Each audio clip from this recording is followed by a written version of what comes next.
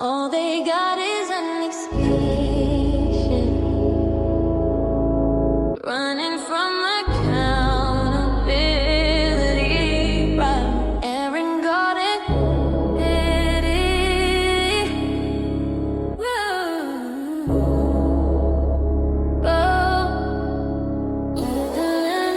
Chapter 1, the death of accountability. Something happened to this generation.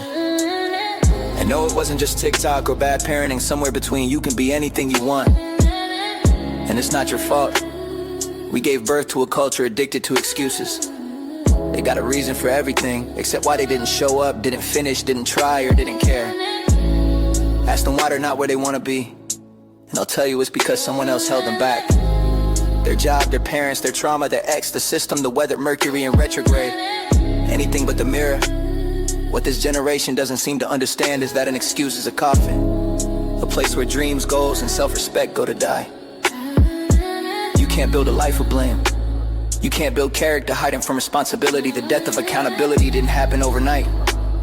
It was a slow poisoning, administered in small doses over decades. It started with participation trophies and evolved into safe spaces where feelings matter more than facts, where effort counts more than results, and where everyone's truth is equally valid. Even when it's objectively wrong, we created a generation that believes showing up is enough, that trying is the same as succeeding, and that their intentions matter more than their impact. Walk into any workplace today and you'll see it. The employee who's perpetually late because traffic is always bad on their route, as if traffic patterns are a mysterious force that only affects them. The colleague who misses deadlines because they're overwhelmed, while somehow finding time to post Instagram stories from their weekend adventures. The team member who delivers subpar work because they're going through something. Aren't we all? These aren't isolated incidents. They're symptoms of a cultural disease that has infected an entire generation's relationship with responsibility.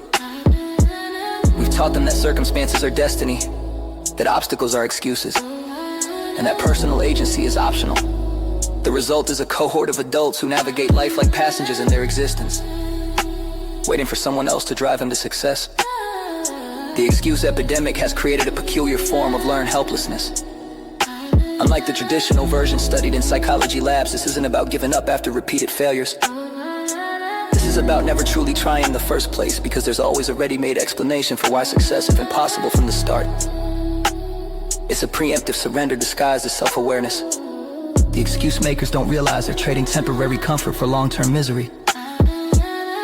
Every time they deflect responsibility, they're also deflecting their power to change their situation. Every time they blame external factors, they're reinforcing their helplessness. Every excuse is a small surrender of their agency, their capability, their potential. This isn't about perfectionism or unrealistic expectations. It's about the basic human capacity to look at your life honestly, acknowledge your role in creating your current reality, and take ownership of creating a better one. It's about understanding that while you can't control everything that happens to you, you can control how you respond to those events. The death of accountability has created a culture where mediocrity is celebrated, effort is optional, and results are negotiable. But accountability isn't dead. It's just dormant, waiting for individuals brave enough to wake it up, dust it off, and use it to build the life they want rather than the life they're willing to settle for. The choice is simple.